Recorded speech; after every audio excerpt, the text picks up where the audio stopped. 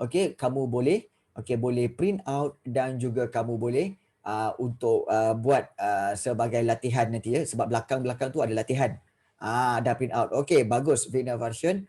Okey, bagus. Ini adalah sistem, kita katakan sebagai sistem PDPR, di mana kamu kena ada bahan lah kan ada bahan. So don't worry, cikgu sediakan bahan. Kita sediakan bahan. Okey. Baik, kita nak lihat bab 2 ini. Okey, ramai yang kata, cikgu, bab 1 hari tu susah lah cikgu. Bab 2 ni lagi susah. Tak. Sebenarnya bab 2 tak susah pun. Bab 2 tak susah pun. Ingat okey, jangan sesekali bagi cikgu ya, jangan sesekali kamu cakap sejarah susah. Jangan. Sebab kalau kamu cakap je sejarah susah, dia memang betul-betul jadi susah. So jangan cakap susah. Mulakan dengan kata apa? Okey, sejarah senang. Sejarah senang. Kamu set mind kamu sejarah senang. Dan nanti sejarah betul-betul senang untuk kamu faham. Kalau kamu start dengan sejarah susah cikgu, memang jadi susah. Ingat psikologi kamu kena open dulu. Kena on dulu. Supaya apa? Menerima. Okey, senang ni, senang. Macam tu. Boleh Boleh semua jadi mulakan dengan buka minda kamu dan menyatakan, senang, boleh belajar, boleh belajar. Don't worry. Okey, baik. So, kita nak lihat tentang sistem pemerintahan dan kegiatan ekonomi masyarakat Kerajaan Alam Melayu, iaitu dalam bab 2. Dan bab ini belum print, tak apa. Lepas habis kelas nanti, okey, kamu tengok dalam grup WhatsApp, dan kalau ada nota ini, okey, terus download dan juga print out. Okey? Terus download dan print out. Alright.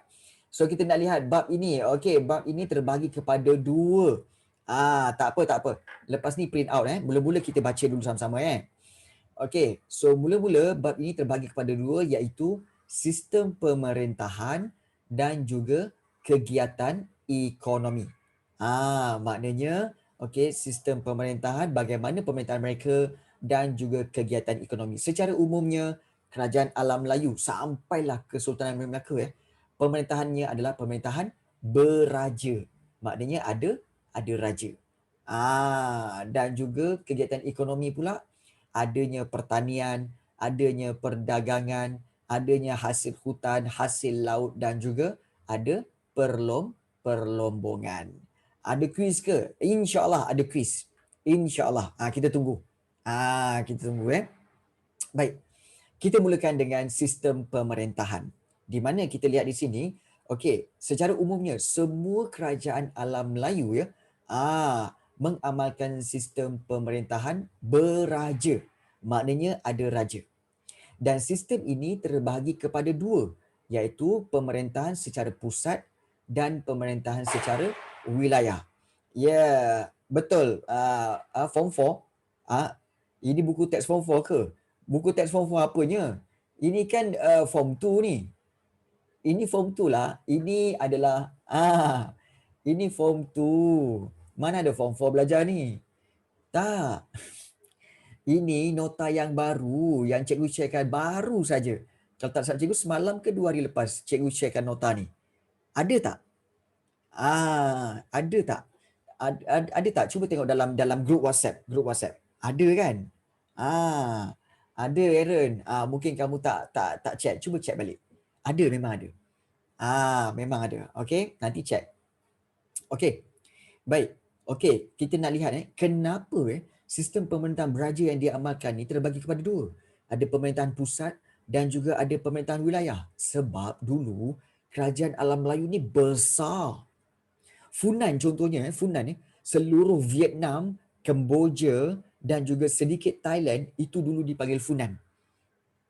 Bayangkan betapa besarnya negara tu. Jadi sebab itu ada pemerintahan pusat, dan di wilayah-wilayah yang jauh diletakkan pemerintahan wilayah. Sebab itu dia kena ada pemerintahan terbagi pada 2, iaitu pusat dan wilayah. Okey. So kita lihat kerajaan. Kita lihat dulu Funan. Okey, Funan ni terkenal dengan beberapa gelaran untuk raja-raja dia. Sebab raja dia, satu kawasan, iaitu kalau kita lihat seperti Kurung Benam. Raja Funan guna Kurung Benam. Kurung Benam bermaksud Raja Gunung. Raja Diraja, iaitu bermaksud Raja Segala Raja. Kemudian Chakravatin, iaitu pemerintah alam sejagat. This is the keywords yang kamu kena ingat. Okay, kalau Funan, Korong Benam, Raja Gunung, Raja Diraja, Raja Segala Raja. Cakravatin, pemerintah alam sejagat. Kemudian kalau pemerintahan pusat dan wilayah, kalau kita lihat Raja Funan dibantu oleh golongan agama dan juga golongan tentera. Funan dibahagikan kepada 7 buah wilayah yang diketuai oleh putera-putera raja, dan putera-putera raja ini menggunakan gelaran raja kecil. Ni raja kecil. Baik, itu di Funan. Di Champa, raja dia guna gelaran raja diraja, iaitu raja segala raja. Dan mereka diiktiraf sebagai pemerintah yang mulia dan suci, dikaitkan dengan dewa Siva. As I mentioned before, dewa Siva sebenarnya adalah salah satu dewa dalam agama Hindu. Agama Hindu ada 3 dewa, iaitu dewa Brahma, dewa Vishnu dan juga dewa Siva. Jadi salah satunya dewa Siva. Dewa Siva ni paling power dewa pemusnah. Okay. Raja kecil, gelaran ini digunakan oleh putera raja. Oleh putera raja. Yes. Okay, digunakan oleh putera raja yang ini. Okay. Baik. Pemerintahan pusat dan wilayah, Raja Champa dibantu oleh para pembesar, dan pembesar-pembesar ini tugas dia apa? Kutip cukai, jaga keamanan, kukuhkan pertahanan. Dan di peringkat wilayah, Champa dibahagi kepada 5 wilayah, iaitu Indrapura, Amaravati, Vijaya, Kauthara dan Panduranga. Ini nama-nama wilayah. So ada yang tanya, cikgu kena ingat ke? Well, kalau kamu nak ingat boleh. Kalau kamu tak ingat pun tak apa, tapi kamu kena ingat bahawa Champa terdiri daripada 5 wilayah. 5 wilayah. Ya, peranan para pembesar daripada dulu sampai sekarang sama je, iaitu memberi nasihat kepada raja dan mengutip cukai, jaga keamanan. So sama. So itu di Champa. Kemudian di Sriwijaya. Okey, Sriwijaya paling hebat sebab raja-raja dia ada unsur kesaktian. Apa itu unsur kesaktian? Dia orang ada magic lah. Dia orang ada magic. Dia orang ada super power. Boleh join Thor, boleh join Thanos. Dia orang ada unsur kesaktian. Okey. So itu Raja Sriwijaya. Boleh join Iron Man. Dan Raja Sriwijaya dianggap sebagai bodhisattva. Apa itu bodhisattva? Iaitu dianggap sebagai Buddha di bumi. Buddha di bumi. Dan Raja Sriwijaya, gelaran paling hebat untuk Raja Sriwijaya adalah Raja di Gunung dan Maharaja di Pulau. Kamu kena ingat ini sebab selalu keluar soalan ni. Gelaran Raja Sriwijaya iaitu Raja di Gunung, Maharaja di Pulau. Yes. Kena ingat selalu ni Kemudian pemerintahan pusat dan wilayah, di mana kalau di pemerintahan pusat, raja dibantu oleh Yuva Raja, Prati Yuva Raja dan Raja Kumara. Yuva Raja ialah putera mahkota dan Prati Yuva Raja ialah raja muda. Itu maksud dia. Dan raja dibantu oleh golongan agama, tentera, pemungut cukai, hakim dan penjaga harta kerajaan. Dan pentadbiran wilayah terbahagi kepada 2. Ingat ini, Sriwijaya dia ada pentadbiran wilayah yang ada 2 perkara, iaitu apa tahu? Kedatuan dan pradatuan. Kedatuan iaitu wilayah-wilayah ditadbir oleh datu berketurunan raja. Kalau ada yang tanya, cikgu, datu tu apa? Datu tu pembesar. Tapi pembesar yang berketurunan raja. Manakala pradatuan pula adalah daripada datu bukan berketurunan raja. Dan untuk pengetahuan kamu, salah satu pradatuan iaitu salah satu wilayah yang ditadbir oleh datu bukan berketurunan raja iaitu Kedah Tua. Sebab dulu Kedah Tua duduk di bawah Sriwijaya. Hebat tak hebatlah Sriwijaya ni. Sampai Kedah Tua dulu dia punya. Nampak? Yes. Baik, kemudian Angkor. Kita lihat Angkor di sini. Okey, angkor, okey, raja-raja mengaitkan diri mereka sebagai dewa dan mereka menggunakan gelaran dewa raja. Dalam sistem pemerintahan mereka, kuasa kedua dan ketiga yang penting adalah permaisuri dan raja muda. So maknanya nombor satu raja, nombor dua permaisuri, nombor tiga raja muda. Itu di Angkor. Dan pemerintahan pusat dan wilayah pula kalau kita lihat, Raja Angkor akan dibantu oleh para pembesar dan mereka bertanggungjawab dalam bidang agama, kehakiman, keselamatan dan perbendaharaan. Dan Angkor dibahagikan kepada ada wilayah, daerah kecil dan juga kampung. So itu berkaitan dengan 4 kerajaan, Funan, Champa, Sriwijaya dan juga Angkor. So ada 3 lagi, iaitu Kedah Tua, kemudian juga Gangga Negara dan juga Majapahit. Baik, so soalan Aaron dia kata, cikgu, perbendaharaan tu apa? Bagus soalan itu. Baik, perbendaharaan ni maksudnya adalah hasil pendapatan negara. Hasil pendapatan negara, income negara yang dikumpul dalam satu tempat, itu dipanggil perbendaharaan. Dan bagaimana nak uruskan pendapatan negara itu? Nak belanja untuk rakyat, nak belanja untuk bina bangunan, nak belanja untuk bina sekolah. So itu dipanggil perbendaharaan. Yes. Macam Melaka ke? Yes. Kalau zaman sekarang ini, perbendaharaan tu dipanggil apa tahu? Kementerian Keuangan. Zaman sekarang kat Malaysia, kalau perbendaharaan itu sekarang ni dipanggil Kementerian Keuangan. Kan Kementerian Keuangan kan yang uruskan income negara. Nak belanja untuk apa, kemudian income datang daripada mana, cukai apa semua kan. Ya, iaitu daripada cukai. Income tu datang daripada cukai, tax. Orang berniaga kena tax. Orang yang berdagang kena tax. Orang yang datang berdagang kat situ kena tax. Itu semua cukai. Memang sampai sekarang. Okay, sampai sekarang kalau tak ada tax, okay, kalau tak ada tax macam mana kerajaan nak run negara? Contoh cikgu bagi tahu Okay, contohnya jalan raya. Jalan raya depan rumah kamu. Okay, adakah kamu yang bayar bil elektrik? Adakah kamu yang bayar bil elektrik lampu jalan tu? Tak kan? Tak. Okay, satu lagi. Contohnya, kalau jalan raya tu rosak, okay, jalan raya tu rosak. Okay, kamu ke yang bayar untuk repair jalan raya tu? Tak. Tak. Kemudian tu yang lori. Okay, lori kemudian dia ambil sampah, lori sampah ambil sampah depan rumah kamu. Okay, adakah setiap kali dia ambil sampah kamu bayar? Tak kan? Of course not, yes. Maknanya, macam mana siapa yang bayar tu? Yang bayar itu adalah kerajaan. Macam mana kerajaan bayar? Dia kutip duit cukai. Nampak tak? Ya, cukai tu datang daripada mana? Daripada kita juga. Iaitu apa? Ya, daripada cukai kita kata cukai pendapatan peribadi, kemudian ada cukai syarikat, kemudian cukai kepala. Dubai tak ada tax? Ada. Dubai ada tax. Banyak cukai, yes. Okay. Even kamu pun selalu bayar cukai. Setuju tak? Kamu pun selalu bayar cukai. Setuju tak? Perasan tak kamu bayar cukai? Kan? Kamu kan fikir, bila masa aku bayar cukai Bila masa kamu bayar cukai?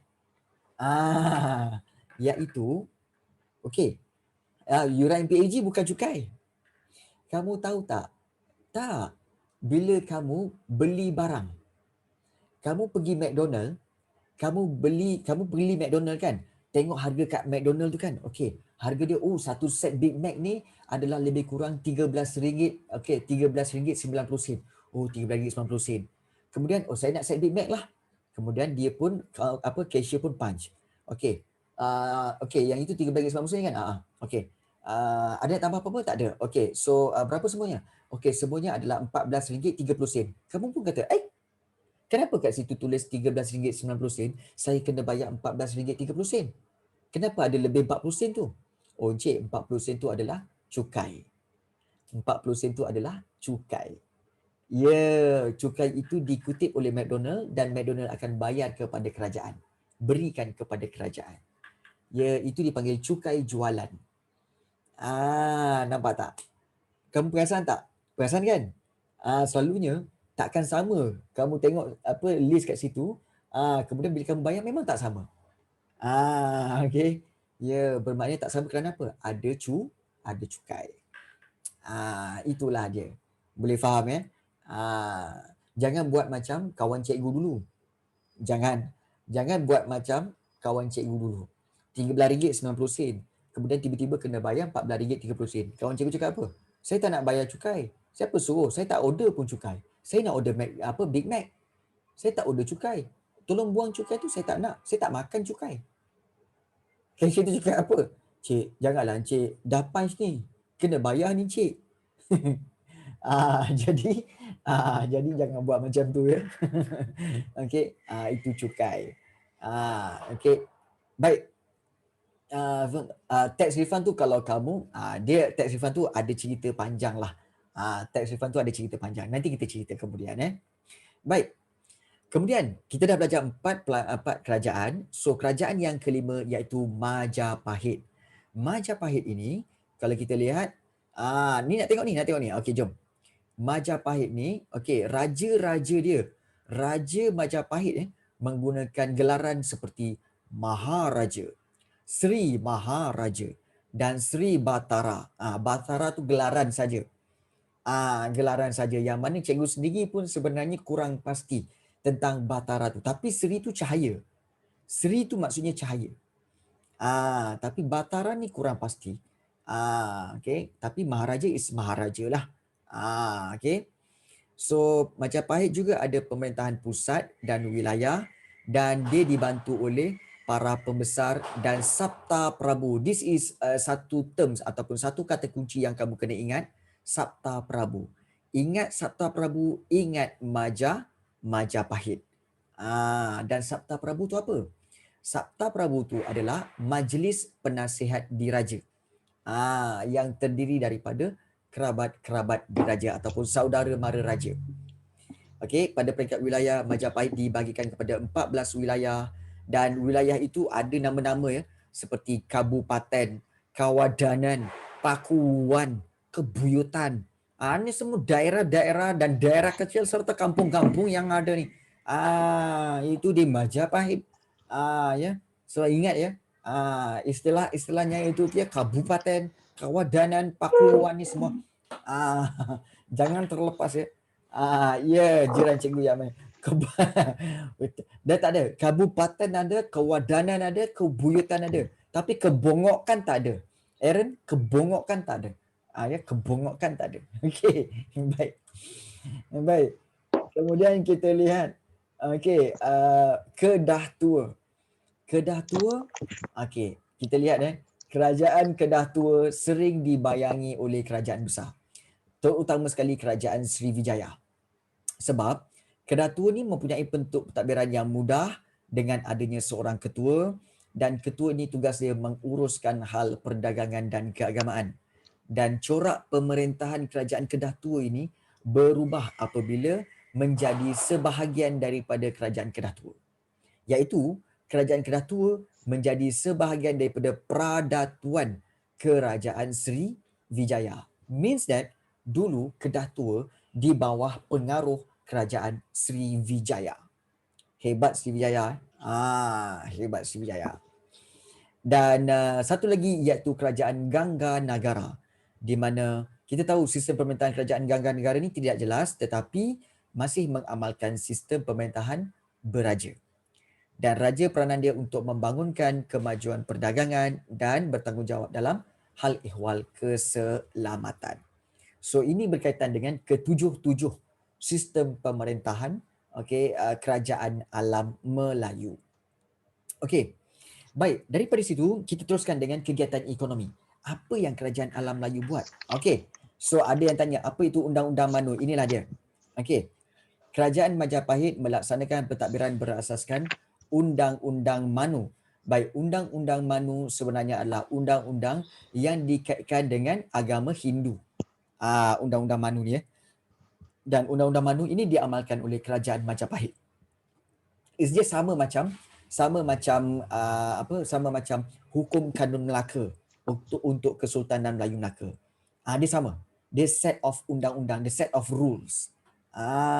So itu undang-undang Manu dalam kerajaan Majapahit. Ingat nampak tak dalam grup chat kita ni ramai yang memberikan soalan. So kalau kamu tak faham, jangan segan, jangan malu. Berikan soalan terus. Cikgu akan jawab. Okey? Jangan segan, jangan malu. Kita semua ni nanti kita sama-sama, tak apa. Kita jangan malu untuk merasakan diri kita ni tak pandai. Sebab kita semua ni tak pandai. Kita semua tak pandai. Tapi bila kita berkongsi maklumat ini, kita semua jadi pandai. Yes. Allah, Aaron. Ya, betul. Okey, alamak. Okey, Aaron tanya, cikgu penting ke nak kahwin? Itu soalan. Uh, uh, Cikgu bagi soalan balik pada kamu ya, Aaron. Aaron, sebenarnya penting ke soalan kau tu? So tak payahlah. Okey, baik. Okey, kita teruskan. Okey, kegiatan ekonomi. Okey, apa yang diamalkan oleh kegiatan ekonomi? Kita lihat yang pertama, okey, ekonomi kerajaan alam Melayu dulu banyak melakukan yang pertama sekali adalah pertanian. Sebab alam Melayu ni memang tanah dia subur. Tanam apa pun boleh subur dengan baik. Pada awalnya pertanian bertujuan untuk menyara diri, tetapi lama kelamaan lebihan tersebut akan dipasarkan atau dibekalkan untuk memenuhi keperluan penduduk yang tidak terlibat dalam kegiatan perdagangan. Sebahagian besar kawasan alam Melayu ditanam dengan padi. Padi sebab kita semua makan apa? Kenapa ditanam padi? Sebab kita semua makan nasi. Makan nasi. Bagus. Jangan cakap kita semua tanam padi sebab apa? Sebab kita makan padi. Kita tak makan padi. Kita makan nasi. Okay. Kita tak makan padi. Okay, ingat tu. Right. Kita lihat. Okay, padi ni banyak ditanam di mana? Di kerajaan Funan, okay, Champa dan juga di Angkor. Sebab tanah mereka subur.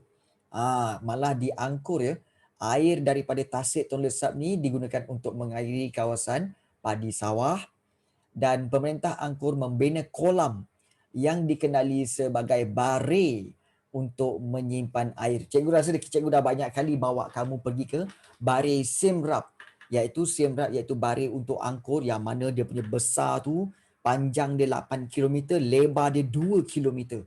So memang itu kolam air, itu bukan tasik, itu kolam. Banyak kali dah tunjuk. So cikgu harap kamu semua dah tahu bosan. Okey. Dan Angkor dapat menuaikan hasil padi 3 hingga 4 kali setahun.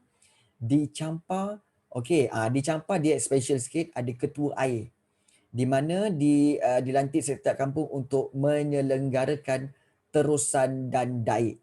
Terusan ni adalah saliran air yang dibina untuk mengairi kawasan sawah padi. Dan daik tu adalah benteng-benteng tanah yang ada di kiri dan kanan terusan tu, supaya menghalang air daripada melempah. So dia punya tebing itu, timbunan tanah di tebing itu dipanggil daik. Ingat tu, daik ialah timbunan tanah yang ada di tepi-tepi terusan untuk elakkan banjir. Betul, Vina Version. Okay.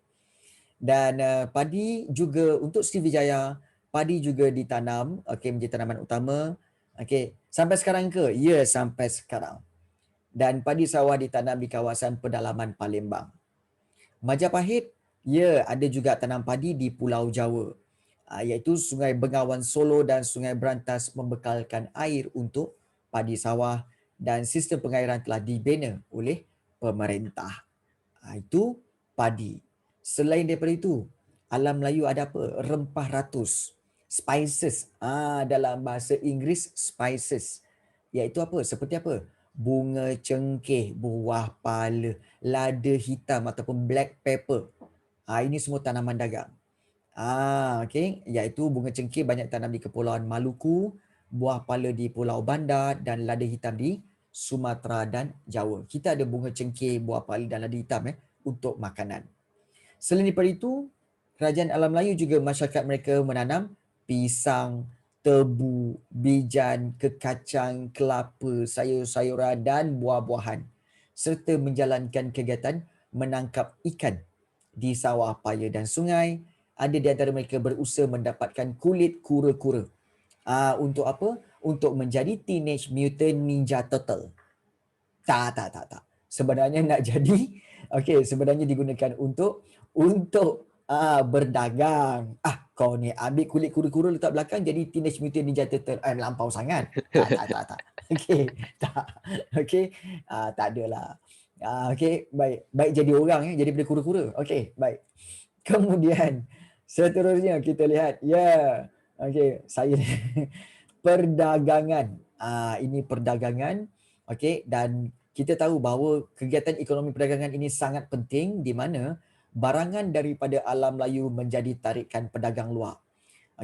Dan kerajaan alam Melayu ni paling penting dia memang maju dalam bidang perdagangan. Sebab apa? Kedudukan yang strategik. Sama je. Kerajaan alam Melayu, kedudukan strategik. Kesultanan Melaka, kedudukan strategik.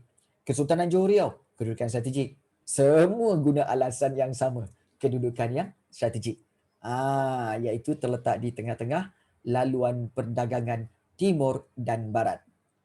Kemudian pelabuhan-pelabuhan dia di alam Melayu ada pelbagai kemudahan. Ada bekalan air, ada tempat tinggal, ada chalet, resort. So pedagang-pedagang boleh relax, check in. Tempat menyimpan barang dagangan dan juga kawasan berjual beli. Ada market. Jadi sebab itu mereka suka datang ke alam Melayu. So di sinilah kalau kita lihat kerajaan dengan pelabuhan-pelabuhan dia seperti apa? Funan seperti pelabuhan Okyo. Dulu ada shopping mall ke? Tak adalah, mana ada. Dan barang didagangkan adalah seperti damar, kapur barus, kayu cendana dan gaharu. Kemudian kerajaan Champa iaitu seperti pelabuhan di Turan, Kamran, Sri Banoi dan Maliti. Dan barang didagangkan adalah seperti beras, emas, perak, gading gajah dan gaharu. Sebenarnya, cikgu tahu, mesti ada yang tanya. Kena ingat ni ke cikgu? Sebenarnya kamu kena ingat kerajaan dan pelabuhan dia. Sebagai contoh, Funan dengan Okyo, Champa dengan Turan, Sriwijaya dengan Palembang. Palembang. Kemudian Angkor dengan pelabuhan dia iaitu Yasodarapura. Yasodarapura. Majapahit dengan Tuban dan juga Surabaya. Kita ambil yang Surabaya. Kedah Tua. Ada dua pelabuhan, Sungai Mas dan juga Pangkalan Bujang. Dan Gangga Negara, pelabuhan terkenal dia adalah Pangkalan. So kamu kena ingat berkaitan dengan nama kerajaan dan juga pelabuhan-pelabuhan dia. Barangan dia lebih kurang sama je. Seperti damar, gaharu, kemudian kapur barus, gading gajah, sama je, rempah ratus, lebih kurang lah. Kenapa nama dia Pangkalan Bujang? Sebab nama dia bukan pangkalan kahwin. Sudah dibagi nama Pangkalan Bujang. So kita ambil je lah Pangkalan Bujang. Kan? Pangkalan Bujang. Kalau nama dia Pangkalan Kahwin, kita sebut nama dia Pangkalan Kahwin.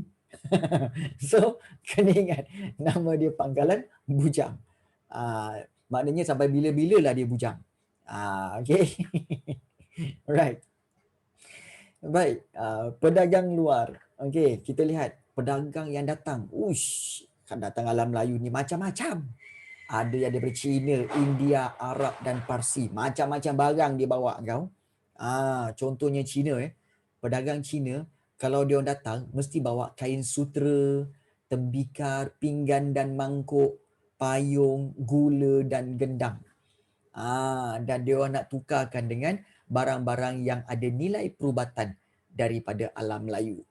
Seperti sarang burung dan sebagainya.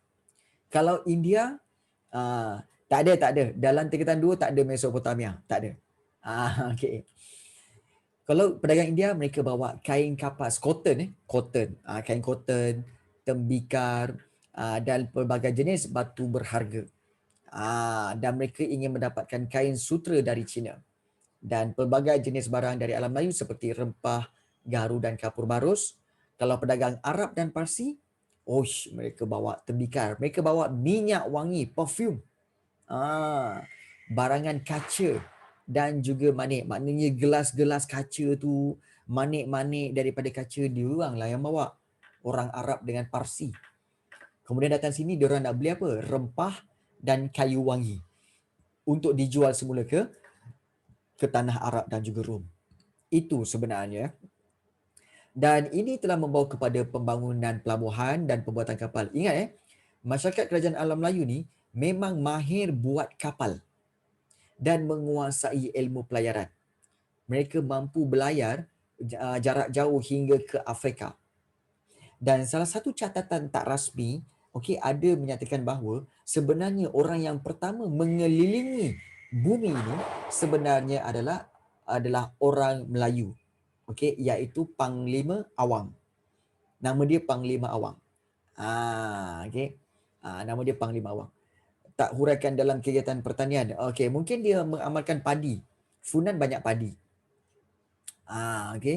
Jadi bermakna apa? Kita nak bagi tahu bahawa masyarakat kerajaan alam Melayu ni memang menguasai ilmu pelayaran. Baik. Kemudian kita banyak alam Melayu hasil hutan dan laut. Seperti mana kerajaan alam Melayu dulu, masyarakat alam Melayu rajin untuk mengutip hasil hutan dan hasil laut untuk sara diri. Dan barulah kalau ada lebihan mereka akan dagangkan, maknanya mereka akan jual. Dan antara barang-barang iaitu yang hasil hutan dan laut iaitu seperti apa tahu?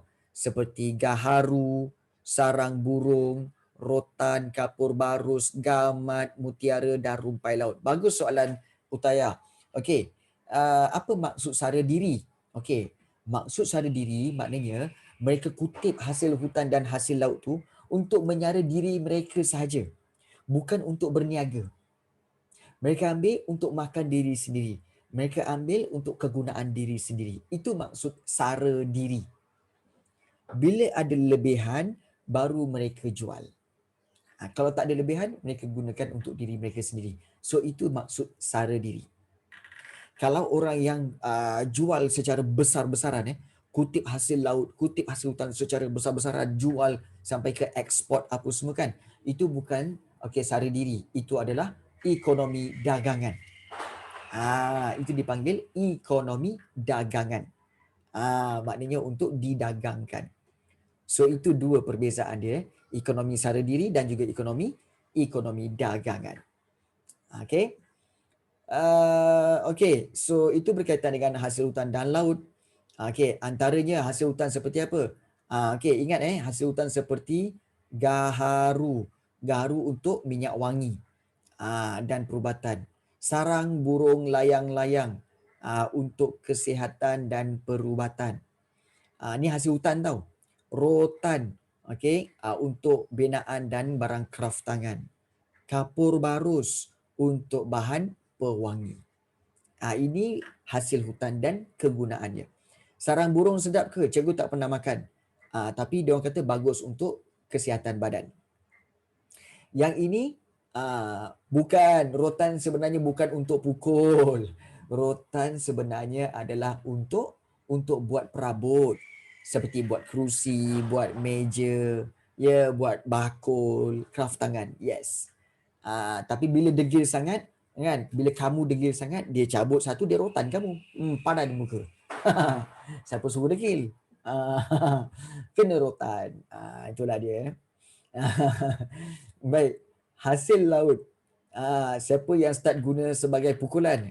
Cuba tanya mak bapak kamu atau cuba tanya datuk kamu, atuk nenek kamu. Rasanya mereka lah yang akan memulakan penggunaan rotan untuk pukulan. Tanya dia orang. Okay. Hasil laut pula, kalau kita lihat seperti gamat, mutiara dan rumpai laut. Banyak terdapat di Selat Melaka dan Laut Sulu. So ini gamat, ini rumpai laut dijadikan makanan dan juga ini mutiara. Dijadikan sebagai barang perhiasan. Pernah kena rotan? Okey. Bagus juga tu. Biasanya orang yang pernah kena rotan ini dia akan berjaya dalam hidup. Biasanya lah. Okey. Okey, yes. Perlombongan dan pembuatan dah ada juga di alam Melayu. Pada peringkat awal dulu, orang-orang Melayu melombong dengan menggunakan kaedah mendulang secara kecil-kecilan. Okey, kemudian mereka membuat banyak barang-barang harian dan juga barang-barang mewah. Seperti perhiasan emas, okey, cuka kelapa, pembuatan garam dan pembuatan tembikar. So kalau kita lihat emas, okey, banyak dilombong di kawasan Pergunungan Hiu iaitu di Champa. Okey, di Champa ya. Kemudian perak banyak dilombong di Indrapura dan di kawasan Amaravati dan Vijaya iaitu di mana di Champa juga, dan juga bijih besi banyak dilombong di Phnom Deck iaitu yang terletak di Angkor. Itu perlombongan. Dan kalau pembuatan pula seperti masyarakat kerajaan Champa iaitu Champa, mereka mahir buat barangan tembikar. Buat pasu, buat kita kata sebagai hiasan-hiasan tembikar tu. Itu Champa, orang Champa pandai buat. Dan mereka menghasilkan cuka kelapa. Untuk Funan dan Angkor, mereka menghasilkan pelbagai jenis barangan daripada biji besi dan emas. Okey, seperti barang perhiasan. Dan untuk kerajaan Majapahit, mereka usahakan untuk pembuatan buat garam, buat gula, buat minyak. Mereka bungkuskan daging kerbau dan membuat mi daripada beras. Cikgu, ada ke makanan disalut dengan emas? Tak, orang tak makan emas ya. Orang tak makan emas. Kalau makan emas takut mati nanti. Okey. Baik. So dengan itu maka tamatlah bab yang kedua ini. Maknanya bab 2 ni secara kesimpulannya secara kesimpulannya berkaitan dengan dua perkara ini sahaja. Iaitu itu berkaitan dengan sistem pemerintahan dan kegiatan ekonomi. Okey, dia tak susah tapi dia detail. Dia terperinci. Dia tak susah tapi dia terperinci. Jadi sebab tu benda kecil-kecil tu kamu rasa macam banyaknya benda kecil-kecil ni cikgu, susah nak ingat. Don't worry. Nak ingat ni bukan dengan sekali belajar. Dia kena kadang-kadang sampai 3 kali belajar, 4 kali belajar baru kamu boleh ingat. Okey. Baik. So dengan itu maka tamatlah bab yang kedua revision pada hari ini dan cikgu buka peluang kepada kamu semua untuk bertanya apa juga soalan. Silakan. Nak tanya apa-apa soalan tak? Ada yang tak faham ke? Okey. Okey. Ya, insya-Allah ada. Insya-Allah ada. Sekejap lagi ada. Sebelum tu cikgu nak buka kepada soalan. Ada apa-apa soalan nak tanya? Ada apa-apa soalan nak tanya tak? Kepada mungkin mungkin Aiman nak tanya, Nasrin, Diam je Nasrin, Syafiqah Batrisha nak tanya apa-apa? Kemudian juga Haris, Kavia, cikgu tak boleh rentas daerah, tak boleh. Okey. Cikgu tak boleh rentas daerah, tak boleh. Tak boleh. Dengar, tak boleh. Okey, sebab kes COVID pada hari ini mencecah 3,700. Selangor sahaja 1,500. Sebab itu kerajaan ingin mengehadkan pergerakan rakyat supaya tidak menyebarkan COVID ini. Kita kena fahamlah niat kerajaan baik, jangan kamu salah anggap pula kan. Okey. Baik, ada soalan tak nak tanya? Tak ada soalan. Okey, tak ada okey. Kalau tidak ada, okey, cikgu akan berikan link ini. Okey, link cikgu telah letakkan dalam group chat untuk kamu klik dan juga masuk dalam quizzes. Silakan. Okey, so V Malan tanya, cikgu saya soalan, cikgu tinggal di Selangor ke? Yes. Cikgu sebenarnya tinggal di Selangor dan specifically cikgu tinggal di USJ iaitu di Subang Jaya. Cikgu di Subang Jaya ya. So itulah. So kalau ada siapa pelajar yang mungkin tinggal di kawasan berhampiran USJ, mungkin boleh berjumpa cikgu insya-Allah. Okey. Kelas kita ada orang Melaka, ada orang Johor, ada orang Kedah. Memang merata-rata. Okey, Vimalan, kamu di Melaka di mana tu Vimalan? Melaka kat mana? Melaka besar. Melaka kat mana tu? Okey, bangsa Johor. Wah, bangsa Johor. Di Cheng. Oh, Cheng.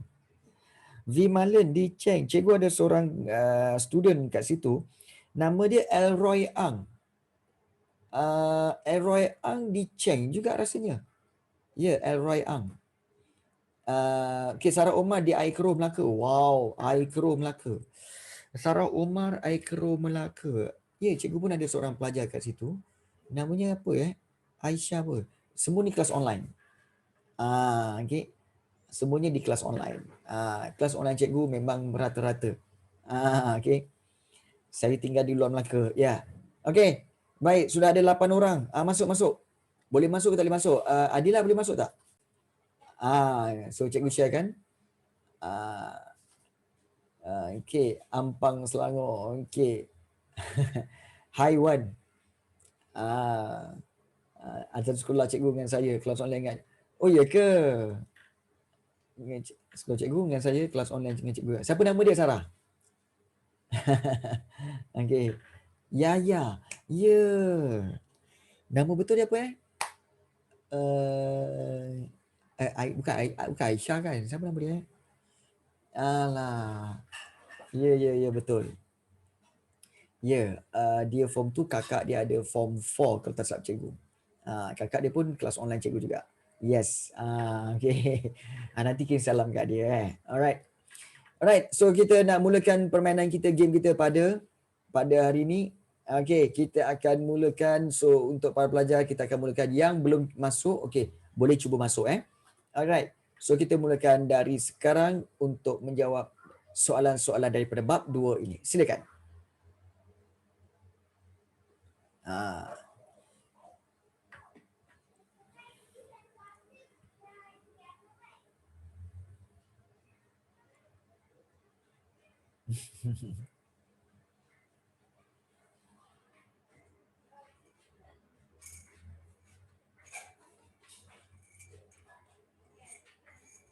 Okay Haris, sekejap Haris Cikgu bagi link Okay, ni link dia.